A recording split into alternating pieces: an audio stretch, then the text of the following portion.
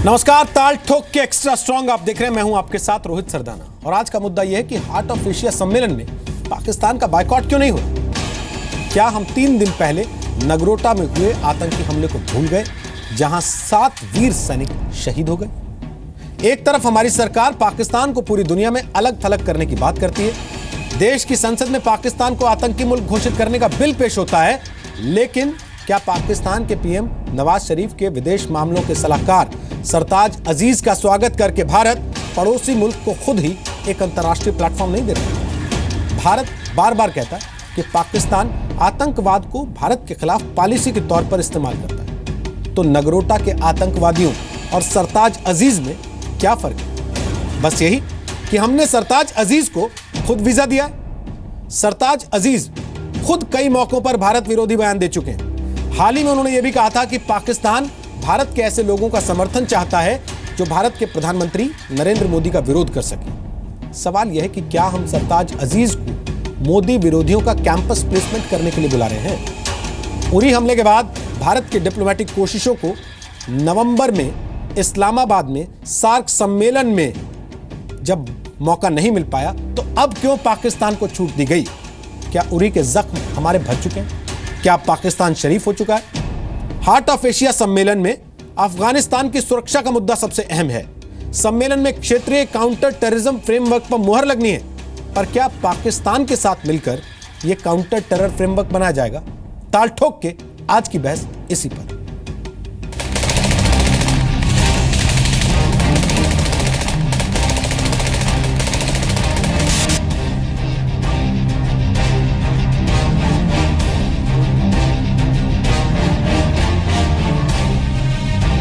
ये जो न्योता देने वाले लोग हैं ना, शर्म आती है उनके ऊपर मुझे, और गुस्सा भी आता है। इतने बेहुदा, कुछ शब्द नहीं बोल सकता चैनल पर, बेहुदा बर्ताव है ये। जवान मर रहे हैं, जाओ उन परिवार से मिलो और पूछो क्या गुजरी है उन पे, और तुम्हें ये सब सोचता है काय का heart of the Asia? Heart है क्या वो? उसमें कुछ दया है, शांति है? बातचीत तो होनी चाहिए, उसमें कोई अब रोकना नहीं चाहिए बातचीत करना, लेकिन ना तो पाकिस्तान के प्रधानमंत्री ना सरताज अजीज भारत के बारे में ये कोई लोग निर्णय नहीं लेते। ये निर्णय सिर्फ ISR आर्मी लेती है, उनसे हमारी बातचीत हो नहीं रही है। और प्रधानमंत्री ने यही गलती की कि नवाज शरीफ से बड़ी अच्छी खातिर नवाजी की, उनके घर गए तो उनको लगा सारा ठीक हो जाएगा। ऐसा नहीं होता, ये बहुत बड़ी गलती की है। भारत का स्टैंड एकदम क्लियर है। बातचीत, जब तक वातावरण बातचीत के लिए नहीं बनेगा तब तक बातचीत का कोई औचित्य नहीं है, और वातावरण तभी बनेगा जब पाकिस्तान पूरी तरह से आतंकवाद पर अंकुश लगाए। अगर बातचीत होनी है अभी भविष्य में कभी, तो पाकिस्तान ऑक्युपाई कश्मीर पे होगी, बलूचिस्तान पर होगी। बायलैटरल बात करने, द्विपक्षीय बात करने नहीं आ रहे हैं। ये कॉन्फ्रेंस है, ये पहला बार इस्तांबुल में हुआ था। हर एक कॉन्फ्रेंस में आते गए हैं, और अफगानिस्तान से जो जितनी परेशानी अफगानिस्तान में अभी है, उसके अधिकतर जिम्मेदार पाकिस्तान है। वो आ रहे हैं, और देशों को मौका मिलेगा कि उन पर ये इम्प्रेस करने का कि आप अफगानिस्तान को सामान्य होने में, नॉर्मलाइज करने में कि सहायता दीजिए, सहायता कीजिए, मदद कीजिए, ये नहीं कि और बढ़ाते जाइए।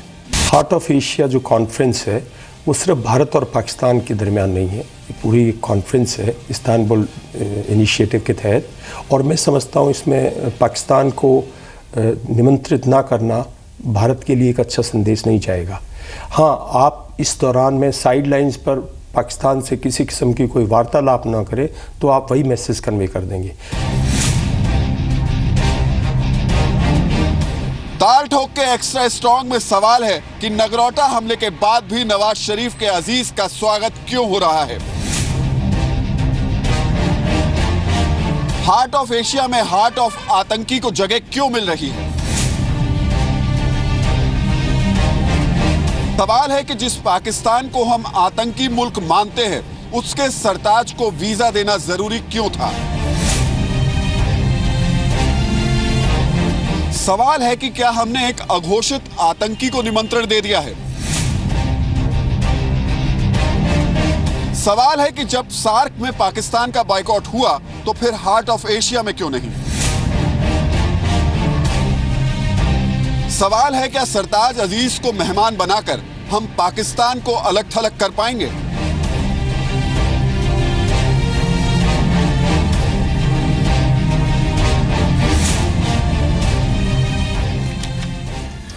तो आपको बताएं, हमारे साथ आज दो खास मेहमान हैं इस कार्यक्रम में। संबित पात्रा हमारे साथ हैं, वो बीजेपी के राष्ट्रीय प्रवक्ता हैं, और मीम अफजल हमारे साथ हैं, वो कांग्रेस पार्टी के राष्ट्रीय प्रवक्ता होने के साथ साथ एक पत्रकार भी रहे, और साथ ही राजनयिक के तौर पर भी उनके पास अनुभव है कई देशों में भारत का प्रतिनिधित्व करने का। और इसलिए आज हमने केवल दो लोगों को रखा ताकि इस विषय पर संजीदगी से, विस्तार से चर्चा हो सके और दोनों पक्ष अपनी अपनी बात खुलकर साफ तौर पर रख सकें। संबित पात्रा, आप लोग भूल गए नगरोटा में क्या हुआ था, और आपने वीजा दे दिया उस आदमी को जो आपके यहाँ के कैंपस प्लेसमेंट करना चाहता है, उन लोगों की जो आपकी सरकार का विरोध कर सके। सुमित जी, रोहित जी, आपने बिल्कुल सही कहा कि आज आपने दो लोगों को बुलाया है ताकि बड़े संजीदगी के साथ हम इस विषय को रखें। मैं बड़े संजीदगी के साथ कुछ फैक्ट्स रखता हूँ। ये हार्ट ऑफ एशिया मीटिंग है, 40 देशों का इसमें प्रतिनिधित्व होता है। पाकिस्तान को हमने सार्क में बॉयकॉट किया था क्योंकि पाकिस्तान को हमें ट्रैवल करके जाना था, बाकी सभी देशों ने हमारे एक स्ट्रैटेजी के अंतर्गत उसे बॉयकॉट किया, पाकिस्तान एक्सपोज हुआ। सरताज अजीज को क्यों बुलाया गया? देखिए, यहाँ पर एक बात याद रखनी पड़ेगी कि जो हार्ट ऑफ एशिया है उसका चेयर देश कौन है। एक होता है चेयर देश, इसको कौन चेयर कर रहा है? Afghanistan is the chair, India chair नहीं है, इंडिया को चेयर है। इंडिया में हो रहा है, अमृतसर में हो रहा है, ये अलग विषय है, चेयर अफगानिस्तान है। अफगानिस्तान के एम्बेसडर अब्दाली साहब जो इंडिया में हैं, उनसे ये सवाल पूछा गया कि आप सरताज अजीज को बुला के उसके साथ काउंटर टेररिज्म साइन करेंगे, आखिर आप बुला क्यों रहे हैं? तो अब्दाली साहब का स्टेटमेंट था, we can only find solution in place where the problem is coming from. मैंने वर्बैटम पढ़ा, उन्होंने कहा कि जो सरताज अजीज है उनको बैठाकर उनके सामने हम आप उनको एक्सपोज करेंगे, उनको दिखाएंगे कि वो क्या कर रहे हैं, और उसके बाद 40 देशों के साथ काउंटर टेररिज्म साइन करेंगे। ये पहली बार होगा ना? नहीं, देखिए, आपने इसका अनुभव नहीं है पहले? नहीं, देखिए, उनको है, मगर देखिए, अफगानिस्तान चेयर है, अफगानिस्तान इंडिया का तो आपका है, टेरिटरी आपकी है। अफगानिस्तान पाकिस्तान को आतंकी मुल्क मानता है, नहीं मानता, मुझे फर्क नहीं पड़ता। मानता है। आप मानते हैं आतंकवादी मुल्क पाकिस्तान को? बिल्कुल। आपकी संसद में बिल पेश हो चुका है, इसको लेकर आप चर्चा करना चाहते हैं उस पे, लेकिन आप वीजा देके बुलाते हैं। वीजा देके नहीं बुलाया। नगरोटा का आतंकवादी वीजा नहीं लेके आता, ये वीजा लेके आते हैं, केवल इतना फर्क है। नहीं, सुन लीजिए, देखिए, अभी मैंने जैसे आपको कहा कि 40 देश का रिप्रेजेंटेशन है, काउंटर बिल पास करना है। और एक और बात बता दूं कि ये जो हार्ट ऑफ एशिया है, इसका प्रीवियस सेशन जो हुआ था, जिसमें सुषमा जी गई थी, आपको याद होगा, हमने डिबेट किया था, वो पाकिस्तान में हुआ था। तो एक प्रीवियस चेयर होने के नाते वो इसमें आएगा ही। दूसरी बात है, एक्सपोज करना है, अफगानिस्तान चेयर है, बांग्लादेश भी उसके खिलाफ बोलेगा, तो हम सबको मिलकर यहां धर पकड़कर पाकिस्तान को एक्सपोज करना है। पाकिस्तान के एब्सेंस में पाकिस्तान के खिलाफ बोलते रहे। ये बता रहे हैं कि आपको पाकिस्तान को एक्सपोज करने के लिए अफगानिस्तान और बांग्लादेश की बैसाखी चाहिए, जो खड़े ही आपके सहारे। देखिए, आपने टेक्निकल टर्म जो इंतजार करते हैं कि भारत कुछ बोले तो शायद हमारी बात को वजन मिल जाए। भारत ने जिस प्रकार से पूरा लामबंद किया है इस एरिया को, आप खुद देखिए, आज से पहले कभी भी बांग्लादेश ने खुल करके एक मुस्लिम देश, तो वो कैसे आ रहे हैं ये बताइए ना। लामबंद कर लिया मैं तो आपको समझाया, तो आप कहते कि साहब हम इस आदमी को वीजा नहीं देंगे, हमारे इस देश के साथ ऐसे ताल्लुकात नहीं है कि इनका आदमी हमारे देश में आके इस तरीके की बात बातें यहां समझने की आवश्यकता है। जहां सर हम लोगों को वापस पैकअप करा के भेज रहे हैं कि आप जासूसी करते हो हिंदुस्तान में। बिल्कुल ठीक बात, बिल्कुल आप वहां लोगों को बुला रहे हैं कि साहब आइए हमारे यहाँ पे खाना खाइए, हम आपकी मेहमान नवाजी करेंगे। बिल्कुल, मेहमान नवाजी कोई नहीं है। और मैं यहाँ बता दूं, आज एमईए के स्पोक्स पर्सन विकास स्वरूप जी ने भी अपने प्रेस ब्रीफिंग में बताया है, ये कोई इंडिया के साथ टॉक नहीं है। सरताज अजीज के साथ भारतवर्ष कोई वार्तालाप बायलैटरल टॉक्स नहीं करने वाला है। यह पूरा का पूरा हार्ट ऑफ एशिया का मसला है, अफगानिस्तान का मसला है। और याद रखिए, इस बार जो समरी है, इस बार जो विषय है हार्ट ऑफ एशिया का, वो है economic development and terrorism of Afghanistan. तो स्वाभाविक रूप से अफगानिस्तान जिससे बॉर्डर शेयर करता है, हम अफगानिस्तान के खातिर, क्योंकि अफगानिस्तान हमारा एक अलाई है, अफगानिस्तान के साथ हम मिलकर आतंकवाद के खिलाफ लड़ रहे हैं, दोनों ही मिलकर लड़ रहे हैं, तो स्वाभाविक रूप से अफगानिस्तान का विषय है। अफगानिस्तान बॉर्डर शेयर करता है पाकिस्तान के साथ, सबसे ज्यादा आतंकवाद अफगानिस्तान को पाकिस्तान से ही मिलता है, तो हम दोनों मिलकर पाकिस्तान को एक्सपोज करेंगे। सर, साल 2016 में अब तक 77 सैनिक हमारे मारे जा चुके हैं, मीम अफजल साहब, जो कि पिछले कई सालों से कहीं ज्यादा आंकड़ा है। Number of security personal killed in J&K after surgical strike 26। Cease fire violation Uri के बाद से 320 से ज्यादा। सीज फायर वॉयलेशन नवंबर 2015 से नवंबर 2016 तक 430 बार। इन्फिल्ट्रेशन इंडो पाक बॉर्डर पर 2016 में 242 बार। 105 कम से कम आतंकवादी उधर से आ चुके हैं सर। जब बिना वीजे के 105 आदमी आ चुके हैं सर, तो हम एक और वीजा लगवा के क्यों बुलाना चाहते हैं? मना नहीं कर सकते हम कि भाई इस मुल्क का आदमी हमारे यहां वेलकम नहीं है, चाहे वो एशिया का समिट हो चाहे वर्ल्ड का हो।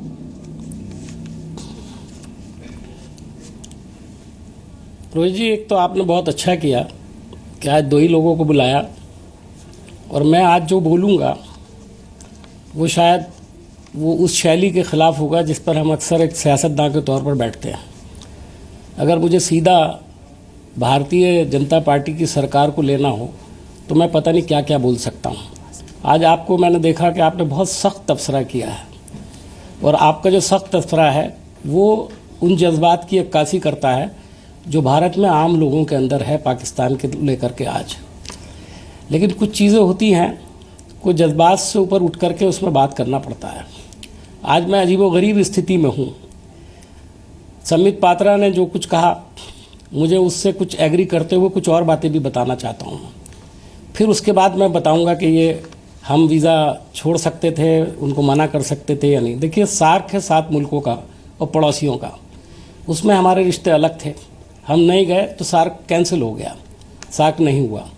इसमें 14 मुल्क हैं। जो इसको इनिशिएट किया था वो टर्की ने किया था। अब देखिए, जो इन मुल्कों के मैं नाम ले रहा हूँ उनसे हमारे रिश्ते कैसे हैं। इसमें टर्की है, पाकिस्तान तो है ही, बराबर में है बिल्कुल। उसके बाद अफ़गानिस्तान है, जहाँ हमारा काफ़ी कुछ हमने वहाँ पर डेवलपमेंट का काम किया, उसको बहुत मदद करी है और हमारी स्ट्रैटेजी में भी है, और दूसरा हमारे रिश्ते उससे बहुत अच्छे हैं। इसमें रशिया है, चाइना है, ईरान है। चाइना भी है इसके अंदर, जिससे हमारे रिश्ते बहुत अच्छे नहीं हैं। ईरान है, कज़ाकिस्तान है, किर्गिस्तान है, ताजिकिस्तान है, तुर्कमेनिस्तान है, सऊदी अरबिया है, यूएई है, आज़रबाईजान है। आप अगर देखें तो इन तमाम कंट्रीज़ के साथ हमारे रिश्ते बहुत 14 मुल्क हैं जो इसके मेंबर हैं, और 16 मुल्क हैं जो इसको सपोर्ट करते हैं। उसके अलावा कुछ और मुल्क हैं जो ऑब्ज़र्वर के तौर पर आते हैं। उसके अलावा इम्पॉर्टेंट ऑर्गेनाइजेशंस भी इसमें ऑब्जर्वर के तौर पे आती हैं, यूनाइटेड नेशंस हैं और दूसरी बड़ी इंटरनेशनल ऑर्गेनाइजेशंस हैं। मुझे लगता है कि चूँकि हमारे रिश्ते इस वक्त बहुत ख़राब हैं, और ईमानदारी की बात है कि जो कुछ आपने कहा, बहुत सारे लोगों को आपने कहा कि इतने लोग हमारे मारे गए। मुल्क में एक आम माहौल है कि पाकिस्तान से बातचीत करने का क्या मतलब है, सरताज अजीज़ के आने का क्या मतलब है। सरताज अजीज़ अगर यहाँ आते हैं तो उसके आने से हमारे यहाँ गुस्सा तो बढ़ेगा ही, लेकिन क्या हम उससे कुछ हासिल कर पाएंगे? देखिए, अभी मैं एक एम्बेसडर जो अफ़गानिस्तान के हैं, उन्होंने एक बयान दिया है जो इंडियन एक्सप्रेस में छपा है। मैं एग्जैक्टली उसको पढ़ना चाहता हूँ कि उन्होंने कहा, heart of Asia governments had agreed that implementation of non interference in Afghanistan requires resolutely combining and eliminating terrorism, dismantling terrorist sanctuaries and safe havens, and acknowledging that terrorism is a threat to international peace and security. ये बहुत काम की बात है, और ये कौन कह रहा है? हम नहीं कह रहे, अफ़गानिस्तान कह रहा है। ये असल में हार्ट ऑफ एशिया बुनियादी तौर पे किसकी तरफ इशारा है?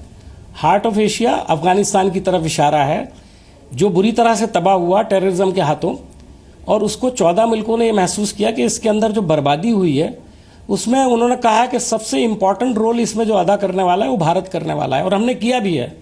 कितने बिलियन डॉलर हम वहाँ खर्च कर चुके हैं। हमने उनके रोड बनाए हैं, हमने उनकी सड़कें बनाई हैं, हमने उनके पुल बनाए हैं, हमने उनके यहाँ स्कूल डेवलप किए हैं। और इसी के अंदर एक और इम्पॉर्टेंट है, 14 के 14 मुल्कों ने, इंक्लूडिंग पाकिस्तान, ये कहा है कि अफ़गानिस्तान के अंदर जो एजुकेशन है उसके डेवलपमेंट के लिए सबसे बड़ा रोल कोई अदा करेगा तो वो भारत करेगा। सर, ये 14 मुल्कों की तरफ से एक तरह से एक सजेशन आया है। सारी बातों से सहमत हूं। तो इस हालात में देखते हुए अच्छी तकरीर करते हैं, मैं नहीं लगता मैं कंप्लीट कर दूं, उसके बाद आपका सवाल नहीं सर, मैं माफी चाहता हूं, आपको रोक रहा हूं और मैं जबरदस्ती रोक रहा हूं। मैं अपनी बात कह दूं सर, मेरी बात को सुनते हुए साथ में कहिएगा, क्योंकि आप इस बात को अच्छे से जानते हैं, समझते हैं कि इस देश के लोगों में कितना गुस्सा है। हर रोज अपने एक सैनिक का शव वो अपने घर आते हुए देखते हैं सर, तिरंगे में लिपट के। आप लोगों ने क्रिकेट खेली पाकिस्तान के साथ, ये देश आपके साथ खड़ा रहा सर, बिल्कुल ठीक है, खेलो। आपने जियारत कराई सर पाकिस्तान के नेताओं को, यह देश खड़ा रहा मनमोहन सिंह के साथ कि ठीक है कर लो। नरेंद्र मोदी ने अपनी शपथ में बुलाया, यह देश खड़ा रहा कि ठीक है साहब बुलाओ, ठीक कर लो, कोशिश कर लो। उन्होंने उनकी मां के पैर छुए, यह देश मानता रहा कि ठीक है साहब हमारे देश का संस्कार है, हम इस बात को भी कबूल करते हैं और इज्जत के साथ कबूल करते हैं। आप उनके यहां शादी में चले गए, तब भी इस देश के लोगों को गुस्सा नहीं आया सर, लेकिन कहीं तो कोई लगाम लगेगी सर, या वो बेलगाम रहेंगे और हम हर बार यही करते रहेंगे कि जिम्मेदारी हमारी है रोकने की, इसलिए लीजिए वीजा, आइए हार्ट ऑफ एशिया कर लीजिए, अमृतसरी छोले कुलचे खाइए, बैठ के हिंदुस्तान को ही गाली दीजिए और जाइए वापस, और फिर वहां जाके कहिएगा देखो मैं उनको आईना दिखा के आ गया हूं। सुमित जी सर उधर है, मैं रोहित हूं। सुमित जी, मैंने अभी तक जितनी डिबेट्स इस मौजू को लेकर के किए हैं, मैं सॉरी रोहित जी, जितनी डिबेट्स मैंने इस पर की हैं, आज मैं इस डिबेट को सबसे डिफिकल्ट मान रहा हूं, इसलिए कि आपने जो सवालात उठाए उसका कोई जवाब मेरे पास नहीं है। मुझे तो आपके साथ खड़े हो जाना चाहिए, लेकिन मैं नहीं खड़ा हो रहा हूं, और यही मेरा एक तरह से कहना चाहिए नेशनल इंटरेस्ट है। मैं नेशनल इंटरेस्ट को जज्बात के ऊपर बहुत ऊपर समझता हूं। कभी कभी अवामी जज्बात जो होते हैं वो इस तरह के होते हैं कि उसके खिलाफ भी लीडरशिप को काम करना पड़ता है, देश को काम करना पड़ता है। आज जो आप सब बातें कर रही हैं वो दिल को लगती भी हैं। हर आदमी कहेगा मीम अफजल गलत बोल रहा है, लेकिन उसके बावजूद मीम अफजल अगर गलत बोल रहा है तो मेरा ये मानना है कि मुझे बोलना चाहिए, इसलिए कि हम अगर इसको पाकिस्तान को मना करते कि हम आपको नहीं देंगे, तो जैसे सार्क नहीं हुआ ऐसे हार्ट ऑफ एशिया भी नहीं होता, और हमारी छवि हमारे दोस्त मुल्कों के अंदर ख़राब होती। अगर उनको हमने दिया है तो इसके अंदर पेच भी है एक, और वो पेच ये है, टेररिज्म पर आज जितना रेजोल्यूशंस यहाँ पास होंगे, जो 14 कंट्रीज़ मिलकर के देंगे, और मेरी ख्वाहिश है, बल्कि मैं दुआ करता हूँ कि बड़े मजबूत रेजोल्यूशन जो हैं वो आने चाहिए, भारत को पूरा दबाव डालना चाहिए, तो हम देखेंगे कि सरताज अजीज उस पर दस्तखत करते हैं या नहीं करते हैं। उनके लिए ज़्यादा डिफिकल्ट काम है ये कि वो यहाँ आ रहे हैं सर। वो हो सकता है सरताज अजीज की बजाय किसी अफसर को भेजने की कोशिश करते हैं, आप खुद और रस्म को पूरा कर देते दस्तावेजों, लेकिन अगर उन्होंने भेजा है आतंकवाद तो एक तरह से उनको इम्तिहान में डाला है। सर पिछले 25 साल में ऐसे कितने दस्तावेजों के आप खुद गवाह हैं, सरकार में रहते हुए, विपक्ष में रहते हुए, डिप्लोमेसी में रहते हुए, जिनमें आतंकवाद के खिलाफ पाकिस्तान ने दस्तखत कर दिए होंगे। संबित पात्रा, आतंकवाद रुका नहीं है, और आपके सैनिकों की चिताओं की राख अभी ठंडी नहीं हुई है, उनकी माओं के, बीवियों के, बच्चों के आंसू अभी सूखे नहीं हैं। आप ठीक बोल रहे हैं। आप बुला रहे हैं कि साहब आइए, वीजा लीजिए, चर्चा करेंगे। इसमें मैं 2-3 करेक्शन करूं। आप बिल्कुल ठीक बोल रहे हैं, और पहली बात मैं मीम साहब का भी धन्यवाद करूंगा कि जिस प्रकार से डिप्लोमेटिकली वो एक पॉइंट पे बोलते हैं और स्पोक्स पर्सन्स की तरह कई बार बिहेव नहीं करते हैं, ये एक अनूठी चीज़ है, उसके लिए उनका बहुत धन्यवाद। अब देखिए, आपने कहा कि जो मेन क्वेश्चन है कि भारत उन्हें बुला रहा है और उनकी आवभगत कर रहा है। मैं आपको करेक्शन कर दूं कि भारत नहीं बुला रहा है। मैंने ये शुरू में कहा कि द चेयर, ये वर्ष जो 2016 का वर्ष है, इसका हार्ट ऑफ एशिया का चेयर अफगानिस्तान है। अफगानिस्तान का दफ्तर देगा या भारत का दफ्तर देगा? सुन लीजिए, देखिए, एम्बेसी होता है, पाकिस्तान का एम्बेसी इंडिया में है, अफगानिस्तान का एम्बेसी इंडिया में है। वो जो छोटी सी भूमि की टुकड़ी होती है ना अफगानिस्तान का, वो छोटा सा भूमि का टुकड़ी, वो उस समय अफगानिस्तान माना जाता है। तो स्वाभाविक रूप से जब चेयर अफगानिस्तान है, को चेयर भारत है, तो चेयर डिसाइड करती है अगर बॉयकॉट किसी का करना है। और देखिए, ये क्वेश्चन जब पूछा गया है, अफगानिस्तान की किसी से आपत्ति है, आप मानते हैं कि ये आतंकवादी है, तो आप उसका सामना अपनी शादी में नहीं करेंगे तो पड़ोसी की शादी में भी नहीं करना चाहेंगे, और आपका पड़ोसी ये तय करेगा कि वो आपको अपनी शादी में बुलाना चाहता है या उस आतंकवादी को बुलाना चाहता है। देखिए, पड़ोसी ने, अर्थात अफगानिस्तान ने बड़ा क्लियर कर दिया है कि यहाँ शादी का विषय मैं नहीं लूंगा। मैं इतना ही कहूंगा कि इस हार्ट ऑफ एशिया में पाकिस्तान को एक्सपोज करना है। अगर हार्ट ऑफ एशिया गिर जाती है, 40 देश का इससे पहले पाकिस्तान को एक्सपोज नहीं किया कभी? नहीं। देखिए, ये आपने किया कि नहीं? बिल्कुल किया। सुषमा स्वराज गई, आपने कहा एक्सपोज कर दिया। बिल्कुल। राजनाथ सिंह गए, आपने कहा एक्सपोज कर दिया। मोदी जी गए, आपने कहा एक्सपोज कर दिया। सर, जब वो ऑलरेडी इतना एक्सपोज हो चुका है तो आप किस बात का इंतजार कर रहे हैं? देखिए, जब काउंटर टेररिज्म के ऊपर जो दस्तावेज हस्तक्षेप होना है, उसमें सिग्नेचर होना है, और ये जो पूरा डिसीजन होना है अभी हार्ट ऑफ एशिया में, अगर पाकिस्तान को मना कर देती अफगानिस्तान, या हम उसको वीज़ा भी नहीं देते आने के लिए, तो हार्ट ऑफ एशिया ही नहीं होता। सार्क को हमने तो रद्द कर दिया क्योंकि वो हमारे स्ट्रैटेजी के हाथ वो में था। यहाँ के अपना एजेंडा चलाएंगे तब आप क्या करेंगे?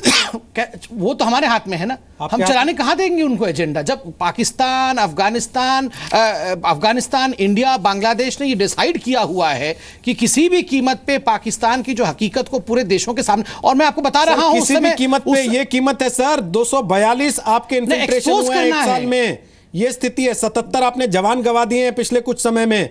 इंडियन तो इसीलिए तो हमने सर्जिकल स्ट्राइक किया है। आर्म्ड फोर्सेस कैंप्स पे आपके हमला कर, इसीलिए तो सर्जिकल स्ट्राइक पीटेंगे। उसके बाद 26 जवान गवा दिए आपने। देखिए, आतंकवादी आपकी सेना के कैंपों में घुस जा रहे हैं, इसीलिए तो हम रिटेलिएशन कर रहे हैं। आप देखिए, पहली बार पाकिस्तान भी मान रहे हैं। रिटेलिएशन खड़ी करने के लिए केवल सेना खड़ी होगी क्या? आप लोग कोई रिटेलिएशन नहीं करेंगे? रिटेलिएशन आप वीजा देके बुला लेंगे? बिल्कुल नहीं। सेना के ही अधिकारियों ने कहा है कि इस सरकार ने हमें छूट दी है रिटेलिएशन करने की। तो मैं यही तो पूछ रहा हूं सर, सरकार सेना से रिटेलिएशन कराएगी, खुद वेलकम करेगी? बिल्कुल वेलकम नहीं कर रही है। आज तो एमईए के स्पोक्सपर्सन ने कहा कि ये भारत के साथ कोई बायलैटरल विषय के लिए वेलकम नहीं किया जा रहा है। आपको टेक्निकली समझना है कि हम 40 देश के इस समूह को, इस देश के नागरिक केवल एक चीज जानते हैं कि पाकिस्तान के सरताज अजीज जो 2 दिन पहले सरहद पार बैठ के कह रहे थे कि हिंदुस्तान में वो ऐसे लोगों को ढूंढेंगे जो नरेंद्र मोदी की सरकार की नीतियों का विरोध करते हो और उनको एक मंच पे लाने की कोशिश करेंगे, यानी कि वो कैंपस प्लेसमेंट करना चाहते हैं यहां पे अपनी पॉलिसीज को आगे बढ़ाने के लिए। वो तो सवाल ही नहीं उठता है। हम उनकी कैंपस बंद कर देंगे, वो हमारे यहाँ का कैंपस प्लेसमेंट करने वाले हैं। मेरा सवाल बड़ा सीधा सा है मीम अफजल साहब, सारी सर्जिकल स्ट्राइक क्या वो जवान करेंगे जिनको अपनी जान गंवानी है? डिप्लोमेट्स कोई सर्जिकल स्ट्राइक नहीं करेंगे, सरकार का विदेश मंत्रालय कोई सर्जिकल स्ट्राइक नहीं करेगा, एक बार उनको अचंभित नहीं करेगा, एक के साहब नहीं दे सकते हम आपको वीजा, नहीं आएंगे आप हमारे यहां, बिना आपके होगी यहां पर बात आतंकवाद पे, क्योंकि आपकी वजह से आतंकवाद हो रहा है पूरे एरिया में। वो होता है सर अलग थलग करना कि घर बुला के डांट दिया आपने बंद कमरे में, किसी को पता भी नहीं है, और बाहर आके सब कहें हाजी हमने इनको डांट दिया।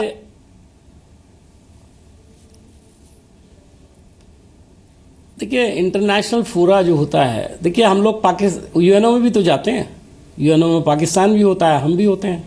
अगर हम ये कह दें कि पाकिस्तान अगर आएगा तो हम नहीं आएंगे, या हम ये कह दें कि पाकिस्तान को आप मत बुलाइए, तो जाहिर है कि वो इंटरनेशनल फोरा है, वहाँ पर अगर हम ऐसी कोई बात करेंगे तो हमको उसका नुकसान होगा, फ़ायदा नहीं होगा, और वो हमारी बात मानी भी नहीं जाएगी। इसी तरह ये भी एक इंटरनेशनल ऑर्गेनाइजेशन है, और इत्तेफाक से मैंने जो नाम गिनवाए उन सब देशों से हमारे कारोबारी, हिस्टोरिकल, न जाने क्या क्या रिलेशंस बहुत इम्पॉर्टेंट हैं। और इसमें एक बात मैं आपको और ख़ास तौर पे कहता हूँ, इसके अंदर 5 सेंट्रल एशियन रिपब्लिक्स हैं, जिनमें से 1-2 में मैंने भी काफ़ी मैं आया गया हूँ, देखता हूँ मैं वहाँ पर, जहाँ 99% 95% मुस्लिम आबादी है। अगर मुस्लिम देश खड़े होकर के अगर पाकिस्तान या टेररिज्म के ताल्लुक़ से एक रेजोल्यूशन पर दस्तखत करते हैं, तो मैं समझता हूँ कि ये हमारी कामयाबी है। देखिए, हम बहुत चीज़ों में सरकार को क्रिटिसाइज़ करते हैं, खूब झगड़ा भी करते हैं, संबित जी यहाँ बैठे हुए हैं, इनसे लड़ाई भी लड़ते हैं, लेकिन आज मैं देख रहा हूँ कि वो बेचारे बहुत डिफेंसिव पर हैं, लेकिन मैं डिफेंसिव पर नहीं हूँ। और मैं क्या बोल रहा हूँ, मैं इसलिए नहीं बोल रहा हूँ कि मुझे कोई सरकार से बड़ी ज़बरदस्त, मैं तो सरकार के बहुत ख़िलाफ़ हूँ बहुत सारी चीज़ों को लेकर के, लेकिन जब नेशनल इंटरेस्ट की बात आती है, बहुत चीज़ें हुई है। देखिए, हमने पाकिस्तान के 93,000 कैदियों को, फ़ौजियों को कैदी बनाया था, उनके सरेंडर करवाया था, वो भी एक ज़माना था। हम आज वही आगे चलकर कोई स्ट्रैटेजी बनाएं, ऐसा कुछ हमको सोचना तो पड़ेगा ही। मैं कुछ सजेस्ट नहीं कर रहा हूँ, लेकिन मुझे लगता है कि आगे ये सर्जिकल स्ट्राइक हुई, लेकिन एक बात बता दूं मैं आपको, आज मैं एक बहुत अहम बात कहना चाहता हूं, और आप भी ज़रा सा उस पर गौर फरमाइएगा कि सर्जिकल स्ट्राइक के बाद जैसे पॉलिटिसाइजेशन हुआ बीजेपी की तरफ से, उसके बाद हमने भी उसको जवाब दिया और बहुत सी चीज़ें रही। अगर हम इस मामले को सिर्फ फौज पर छोड़ दें, जैसे हमने सर्जिकल स्ट्राइक हमारे ज़माने में साबित हो चुका, पहले भी होती थी, लेकिन उसका कोई जिक्र नहीं होता था। मुझे याद है एक बार जब सर काटे गए थे हमारे फौजियों के, तो बहुत हंगामा हुआ था, और उसके 3 दिन के बाद पाकिस्तान के अखबारों में खबर छपी थी 18,000 लोग जो हैं, 18 लोग जो है वहाँ पर मारे गए। ये पाकिस्तान के अखबार, उन्होंने कहा कि भारत ने ये हमारे लोगों को मारा है। हमने ना उस पर हाँ की, हमने ना उस पर हाँ ना की, और वो मामला वहीं पर ख़त्म हो गया। हम चाहते तो उस दिन सीना फुला के कह सकते थे कि हाँ हमने बदला ले लिया, लेकिन कभी कभी नेशनल इंटरेस्ट में सिर्फ बदले की भावना से काम नहीं किया जाता। बहुत सारी चीज़ें ऐसी है, कभी कभी मुझे एतराज़ होता है कि कुछ चीज़ें हमको टेलीविज़न पर कभी डिस्कस ही नहीं करना चाहिए, क्योंकि नेशनल इंटरेस्ट में मैं जो बोलूँगा वो शायद लोगों को पसंद ना आए। हो सकता है बीजेपी के लोग पहुंचे तो उससे पता लगेगा सरकार जो काम करना चाहती है उसका एक्सपोजर हो रहा है। इसलिए संबित तो अक्सर ये कह देते हैं कि भाई ये जो सीधा मामला है वो MEA से जुड़ा हुआ है और इस पर फॉरेन मिनिस्ट्री के ही जो हमारे प्रवक्ता हैं वही बयान दे सकते हैं, मैं इस पर कैसे कुछ कह सकता हूं। तो ये सिचुएशन कभी कभी आती है। ये हमको बहस करते वक्त इस बात का बहुत ध्यान रखना चाहिए, चाहे आपका टीवी चैनल हो, एंकर हो, चाहे पार्टिसिपेंट्स हो, कि हमें नेशनल इंटरेस्ट को कहीं भी पीछे नहीं छोड़ना है सर। चाहे हमारा कितना भी आपस में झगड़ा हो इंटरनल इश्यूज को लेकर के, नेशनल इंटरेस्ट पे हमको नहीं करना चाहिए और इसका ख्याल दोनों को रखना पड़ेगा। आपकी बात से 100% सहमत हूं। 10 सेकंड आपके लिए ताली बजाने का भी मन कर रहा है। देखिए, आप जो सवाल पूछ रहे हैं उसका कोई जवाब, रोहित जी मेरे पास कोई जवाब नहीं है उसका। सर 10 सेकंड मुझे मैं आ रहा हूं आपके पास, हालांकि समय खत्म हो गया है। मैं मीम अफजल साहब का शुक्रिया उसका जवाब तो संबित जी ही दे सकते हैं, मुझे तो जो कहना था वो मैंने कहा। उनकी पार्टी पहचानने को तैयार नहीं है। जिस देश में इस बात पे बहस हो रही हो पूरे दिन कि एक राज्य की मुख्यमंत्री ये कह रही है कि सेना आपने उतार दी, साजिश हो रही थी सेना के जरिए हमारे खिलाफ, तो उस देश में हम ये चर्चा भी कर पा रहे हैं कम से कम कि नेशनल इंटरेस्ट की बातें टीवी पर नहीं आनी चाहिए। ये राहत की बात है थोड़ी सी, मैं उसके लिए उनका शुक्रिया करता हूं। मैं भी लेकिन आपको ये भी बता रहा हूं जाने से पहले संबित पात्रा की याद रखिएगा, 10 सेकंड इसी कार्यक्रम में जब आपके गृह मंत्री गए थे, बिना दोपहर का खाना खाए वो उल्टे पैर लौट के आए थे और किस परिस्थिति में आए थे, ये इस देश को भूलना नहीं चाहिए। मैं इसमें सिर्फ इतना कहना चाहता हूं कि देखिए, अभी यूएन का उदाहरण बड़ा अच्छे तरीके से मीम साहब ने रखा है। अमेरिका में यूएन का हेडक्वार्टर्स है न्यूयॉर्क में। अगर अमेरिका का किसी देश से बनता नहीं है, वो उसको रोक नहीं सकता है यूएन में आने से, क्योंकि वहां हेडक्वार्टर केवल अमेरिका की भूमि में है। ठीक उसी प्रकार हार्ट ऑफ एशिया इस बार इंडिया की भूमि में हो रही है। और इस बार देखिए, ये ऐसा नहीं है कि इंडिया रोक देगी, नहीं आना है। ये सारे देशों का सामूहिक कॉल होता है। सपोजिटली पसंद नहीं होते, नहीं सपोज यूएन में कितने दिन रह पाते हैं, ये भी आप चेक कर लीजिएगा। बस कितने दिन कहा ना आपने, ये भी कितने दिन रह पाएंगे, तो ये भी कितने दिन रह पाएंगे। सपोजिटली अगर यूएन हमारे देश में होता तो क्या हम बाकी लोगों को रोक पाते या रोकना चाहिए था? सवाल इसी प्रकार से लोगों को रोकने का नहीं है, आप भी इस बात को जानते हैं। मैं आपके बात से सहमत हूं। मेरा उद्देश्य आपके बात से सहमत हूं, केवल इस देश की जनता की भावनाओं को आप तक पहुंचाने का है। आप इस चीज को समझें ना समझें, नहीं बिल्कुल समझते हैं। और इसके बाद जो फैसला हो वो तो इसी से तय होगा कि वो कितना देश के हित में गया और कितना देश के नुकसान में गया। और यही मीम अफजल याद रखिएगा, अगर गलत हुआ ये फैसला, कल को सरताज अजीज ने अपना एजेंडा चलाने के बाद आपके देश को नीचा दिखाया, तो आपकी क्लास लेने से पीछे नहीं हटेंगे और उसमें साड़ी का उदाहरण भी जोड़ेंगे, आम का उदाहरण भी जोड़ेंगे, पैर छूने का भी और शादी में जाके खाना खाने का भी। इसको याद रखिएगा। बहुत बहुत शुक्रिया आप दोनों का आज ताल ठोके का हिस्सा बनने के लिए।